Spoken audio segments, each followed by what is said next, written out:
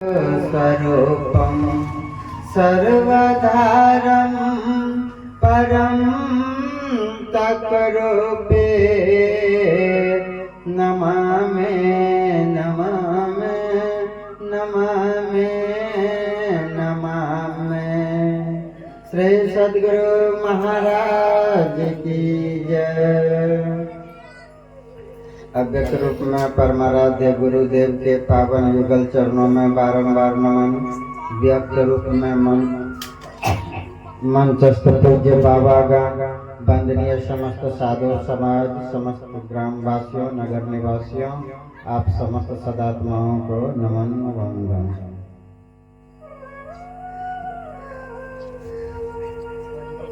मालजाल को, गाय भैंस को पूछेंगे कि तुम्हारा क्या नाम है तो बता देगा कि नहीं?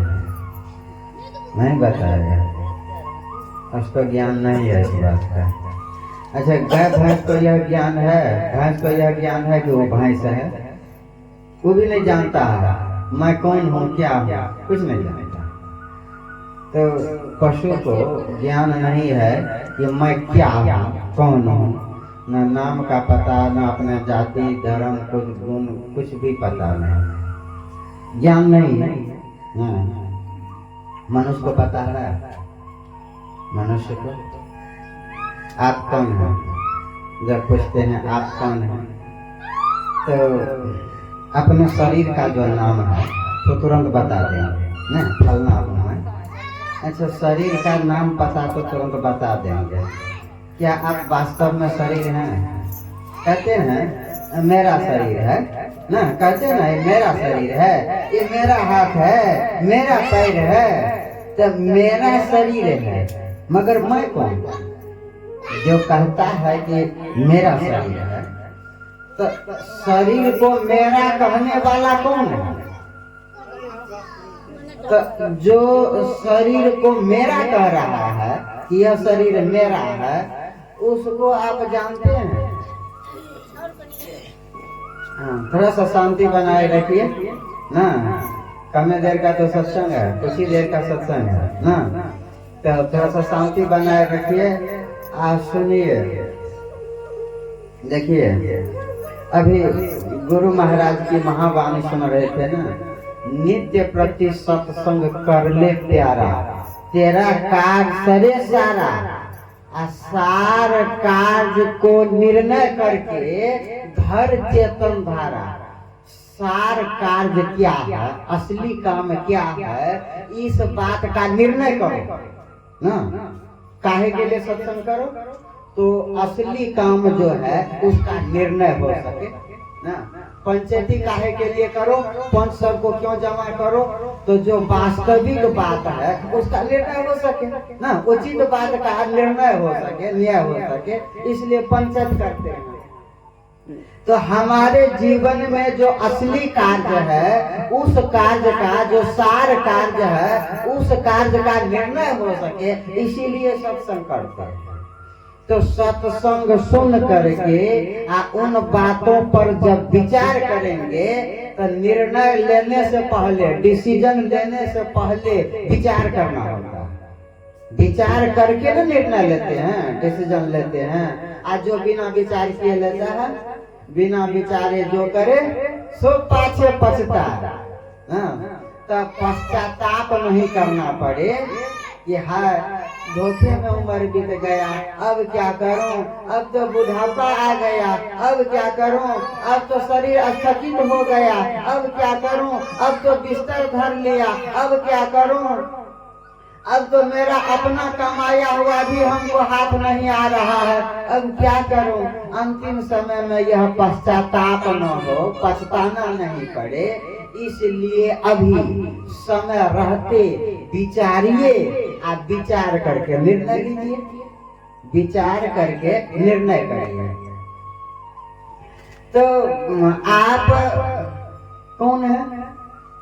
आपको अपने आप का ज्ञान है। जिस तरह से पशु को अपने आप का ज्ञान नहीं है, तो करीब करीब उसी तरह तो हम भी हैं। एक डेग थोड़ा सा हम आगे जरूर बढ़े हुए हैं, पशु को अपने इस शरीर का भी ज्ञान नहीं है, हमको इस शरीर का ज्ञान है, इस स्थूल शरीर का ज्ञान है, लेकिन इस शरीर को जिसने धारण किया है उसका ज्ञान नहीं है। इस शरीर को कौन धारण करके रखा हुआ है, इस शरीर को कौन चला रहा है, इस शरीर को कौन मैं कर रहा है, अपना कर रहा है, उसका ज्ञान है, उसका ज्ञान नहीं है। जिस दिन उस बात का ज्ञान हो जाए, जिस दिन हम अपने आप को पहचान लेंगे हम कौन हैं, उसी दिन हमारा काम बन जाएगा। क्या है हमारा काम, हमारा लक्ष्य क्या है? दुनिया के सारे लोग कौन चीज के लिए बेचैन रहते हैं? देखिए कितना भाग दौड़ है पूरे दुनिया में, है ना, कितना भाग दौड़ मचा हुआ है। लोगों को खाने पीने तक का फुर्सत नहीं है, सोने जागने का मतलब अगर रात नहीं होती ना, परमात्मा रात नहीं बनाए होते तो शायद लोग सोना बिसर जाते ना, भूल जाते सोने के लिए। रात बनाई है परमात्मा ने, तब तो लोग, बहुत लोग नहीं सोते हैं रात को। जिन लोगों को नाइट ड्यूटी लगता है तो सोते हैं रात को। आप बहुत सारे लोग शहरों में जाकर के देखिए तो आधी रात तक जगते हैं, आधी रात के बाद सोते हैं। तो देख लीजिए क्या हालत है। तो इतने सारे लोग जो पूरे दुनिया में बेचैन हैं, कौन चीज के लिए, किस चीज के लिए?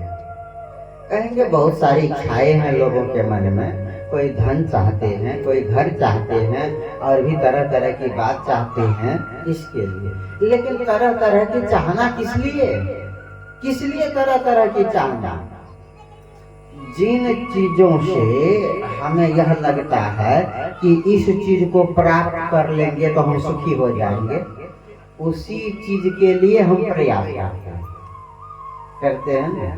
जिस चीज से लगता है कि हम सुखी हो जाएंगे, घर बनाने से हम सुखी हो जाएंगे, जमीन खरीदने से हम सुखी हो जाएंगे, बैंक बैलेंस करने से हम सुखी हो जाएंगे, आदि आदि जिन बातों में मुझे लगता है कि सुख है, उन सारी बातों को संग्रह करने में लगे हुए हैं, लगे हुए हैं, लगे हुए हैं। जितनी सारी व्यवस्थाएं आप कर रहे हैं, किसके लिए? शरीर को सुख देने के लिए, शरीर को सुख देने के लिए। घर बनाते हैं शरीर को सुख देने के लिए, कपड़ा पहनते हैं शरीर को सुख देने के लिए, तरह तरह का भोजन करते हैं शरीर को सुख देने के लिए, तमाम व्यवस्थाएं हैं शरीर को सुख देने के लिए। आप कौन है? आप कौन है? शरीर है? अभी तो चर्चा हुई कि आप शरीर नहीं, शरीर मेरा है, हम शरीर नहीं। तो शरीर हम है नहीं, शरीर मेरा है तो हम शरीर नहीं है। तो हम शरीर नहीं है तो शरीर को सुख देने का जतन करते हैं, अपने आप को सुख देने का जतन ही नहीं करते। गाड़ी मेरी है, गाड़ी मेरी है, गाड़ी में हम सवार हैं, तो हम गाड़िए हो गए कि नहीं? गाड़ी के अंदर में हम हैं घुसे हुए, गाड़ी मेरी है तो हम गाड़िए हो गए कि नहीं? कहाँ कुछ कोई कुछ कहते हैं, गाड़ी नहीं हुए ना, ये गाड़ी हो गए, गाड़ी में बैठे तो गाड़ी हो गए, नहीं हुए ना। गाड़ी मेरी है, हम गाड़ी नहीं है, हम गाड़ी में हैं लेकिन हम गाड़ी नहीं है। तो गाड़ी के टंकी को पूरा फुल कर देंगे पेट्रोल से तो मेरा पेट भर जाएगा कि नहीं? नहीं भरेगा। तो गाड़ी को कितनों पेट्रोल दीजिए, आपका पेट उसे नहीं भरने वाला है। आपको भोजन करना पड़ेगा पेट भरने के लिए। तो शरीर को कितनों सुख दीजिए, कितनों सुख दीजिए, लेकिन आपको जो अपनी जरूरत है, शरीर से परे जो आप हैं, शरीर से अलग जो आप हैं, भले इस शरीर में आप अपने आप को देख रहे हैं, अलग बात है, इस शरीर में आप सवार हैं, अलग बात है, लेकिन आप शरीर से परे जो कोई है, उनकी भी अपनी आवश्यकता है ना, उनकी आवश्यकता पूरा करिए, आप सुखी हो जाएंगे। लेकिन उस पर कितने लोगों की नजर है? कितने लोगों की नजर है? शरीर पर तो सारे लोगों की नजर है ना। शरीर मोटा है कि दुबला है, शरीर को तो खूब निहारते रहते हैं, खूब निहारते हैं शरीर को। शरीर को सुख देने के लिए खूब जतन, हम जो असल में कौन है उसको सुख देने के लिए कोई जतन नहीं, कोई प्रयास नहीं, इसीलिए सारा प्रयास विफल हो जाता है, सारा मेहनत बेकार हो जाता है। जिंदगी भर खूब मेहनत करते हैं, खूब कमाते धमाते हैं, ढेर सारी चीजों को जमा कर लेते हैं और दुखिए रह जाते हैं, जिंदगी भर दुखी ही रह जाते हैं। क्यों रह जाते हैं? क्योंकि शरीर के सुख के का इंतजाम आपने किया ना, शरीर के लिए सुख जमा किया आपने, अपने लिए सुख जमा किया नहीं आपने, इसीलिए हम दुखी ही रह गए। सत्संग में आने से इन सब बातों का निर्णय होता है ना, सार कार्य का निर्णय कर, असली बात का निर्णय करिए कि आपको किस चीज से सुख है। शरीर को तो मान लेते हैं भोजन से सुख है, तो भोजन तो देते ही है ना, शरीर को कपड़ा से सुख है तो कपड़ा तो देते ही है, शरीर के लिए घर चाहिए तो घर तो बनाते ही हैं, लेकिन हम अपने लिए भी न विचारे मुझे किस चीज से सुख मिलेगा, किस चीज से हमें सुख मिलेगा, उस चीज की भी व्यवस्था करिए। हमें कौन चीज से सुख मिलेगा? दरअसल हम सुख के धाम हैं, सुख के राशि हैं, सुख के भंडार हैं। हम कौन? कहते हैं ईश्वर अंश जीव अविनाशी, बराबर सुनते होंगे आप। हम लोग परमात्मा के अंश हैं, तो परमात्मा के हम लोग अंश हैं, तो सोना का टुकड़ा सोने रहता है कि चांदी हो जाता है? सोने रहता है। तब परमात्मा सुख के धाम है, सुख के घर है, सुख के भंडार है, हम उन्हीं के अंश हैं, तो हम दुख के राशि कैसे, हम दुख के भंडार कैसे हो गए? इतने सारे दुख कहाँ से आ गया हमको, कहाँ से आ गया? हम अपने स्वरूप को बिसर गए। हम कौन हैं? हम जो ईश्वर के अंश हैं ना, हमें इस बात का ज्ञान ही नहीं है कि हम ईश्वर के अंश हैं। हमारा स्वरूप क्या है? सोना के हम अंश हैं, तो हम सोना ही है। उस सोना का भाव हम में नहीं है, उस सोना का की अनुभूति हम में नहीं है, उस सोना का ज्ञान हम में नहीं है। हम अपने आप को कुछ और ही मान बैठे हैं। यही दुख का कारण है। क्यों मान बैठे? अपने आत्म स्वरूप का ज्ञान हमें नहीं है, हम अपने आप को कुछ और ही मान बैठे हैं। क्यों कुछ और मान बैठे हैं? अज्ञानता के कारण, ना समझी के कारण। यह अज्ञानता कैसे उत्पन्न हुआ? अज्ञानता हमें कहां से आ गया? जब से यह मन पैदा हुआ है ना, ये मन जब से जन्म हुआ है, तो अभी हम लोग जो कुछ समझते हैं, जो सोचते हैं तो मन से सोचते हैं, जो देखते हैं तो शरीर के आंख से देखते हैं, जो सुनते हैं तो शरीर के कान से सुनते हैं। तो इसीलिए हमें अपना ज्ञान नहीं होता, इस मन के द्वारा संसार का ज्ञान होता है। मन इन आँखों के द्वारा संसार को देखते हैं, कान के द्वारा संसार को सुनते हैं, जिह्वा के द्वारा संसार का स्वाद लेते हैं, आदि आदि भिन्न भिन्न इंद्रियों के द्वारा हम संसार का ज्ञान करते हैं। यह मन करता है इस तरह से। तो जब तक यह मन है तब तक हमें संसार की अनुभूति है, इस शरीर की अनुभूति है। हम शरीर भाव में पड़े हुए, शरीर भाव में पड़े हुए हैं। आज जब तक शरीर भाव में है तब तक अपने आत्म स्वरूप से वंचित है। तो शरीर भाव में तब तक है जब तक यह मन जीवित है। तो हमारे दुख का कारण यह मन है, यह मन ही हमारे दुख का कारण है। इसीलिए भगवान कहते हैं मनः एव मनुष्याणां कारणं बंध मोक्षयो। मनुष्य में मन ही बंधन और मोक्ष दोनों को देने वाला, दोनों को देने वाला यह मन ही है। जब तक यह मन जीवित है, जिंदा है, शरीर भाव में है, तब तक हम बंधन में हैं। आज जब यह मन शरीर भाव से उपराम हो जाता है और इस मन का लय हो जाता है, समाप्त हो जाता है, तो फिर हम आत्म स्वरूप में प्रतिष्ठित हो जाते हैं, मोक्ष में, मुक्ति में चले गए। तो मन ही बंधन और मुक्ति दोनों को देने वाला है। तो हमारी आवश्यकता क्या है? हम अपने आप को सुख देना चाहते हैं, हम अपने आप को, असल में हम जो हैं उनको सुख देना चाहते हैं। तो इस मन पर फोकस करिए ना, इस मन पर ध्यान केंद्रित करिए कि इस मन की क्या गतिविधि है, क्या क्रियाकलाप है, क्या एक्टिविटी है इस मन की। यह मन कैसे कैसे आपको दुख में गिराता है, कैसे यह मन संसार में आपको फंसाता है, यह मन कैसे आप में शरीर भाव जगाता है। इन सब बातों को सुनिए, समझिए ना, और प्रयास करिए कि यह मन आपको संसार में गिरा नहीं सके, यह मन आपको विषय वासना में गिरा नहीं सके, यह मन आपको संसार शरीर के भाव में गिरा नहीं सके। इसके लिए क्या करना होगा? मन का लय करना होगा। मन को लय करना, पहले मन बस में आवे तब तो। यह मन तो मन के बस में हम ही मन के बस में हैं, मन है हमारे बस में। कैसे इस मन को हम अपने हिसाब से चलाएंगे? मन जो कहता है सो करते हैं ना, मन जो कहता है खाने के लिए वही खाते हैं, मन जो कहता है देखने के लिए वही देखते हैं, मन जो कहता है सुनने के लिए वही सुनते हैं। तब मन के अनुसार हम लोग चलते हैं ना, मन के गुलाम हम हैं, मन हमारे बस में नहीं, हम मन के बस में हैं।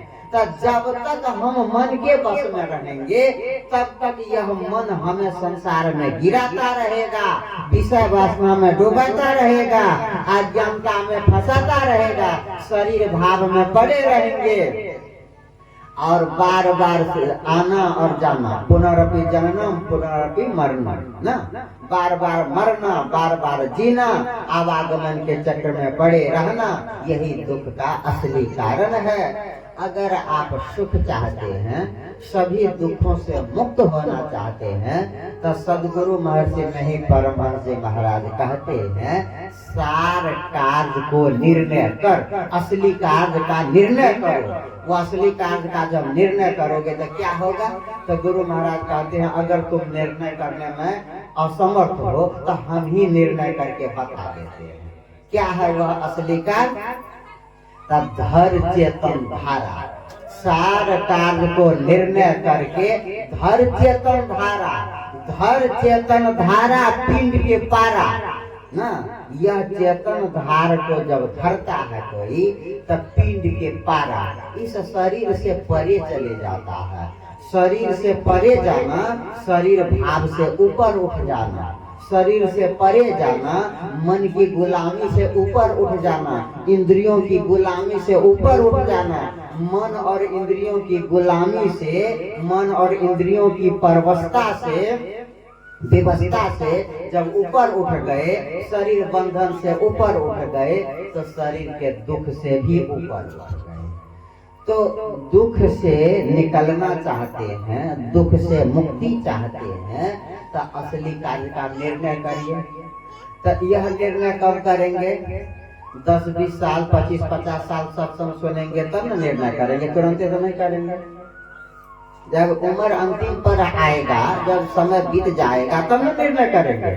तुरंत निर्णय लेने की क्या जरूरत है कि निर्णय लेना चाहिए? अरे बराबर सत्संग सुनते हैं, इतने दिन से सत्संग सुन रहे हैं, तो कम से कम अब तो निर्णय करिए कि असली कार्य क्या है, और वह कार्य ही करना है। बाकी दुनिया के कामों को टालते रहना है, जो अनिवार्य आवश्यकता है उसको करना ही पड़ेगा, पूरा करना ही पड़ेगा। बाकी अनट बनट कछु मन नहीं धरना ना, विविध भांति के कर्म जगत में जीवन घेर फंसाता है। नर विविध कर्म अधर्म बहुमत, शोक प्रद सब त्याग हो, आ विश्वास करी कह दास तुलसी, राम पद अनुराग। तो अनट बनट से बचिए, आ सार कार्य में मेहनत करिए, सार कार्य में ही समय को खर्च करिए। और इसी के साथ विराम की अनुमति दीजिए और प्रेम से कहिए श्री सद्गुरु महाराज की।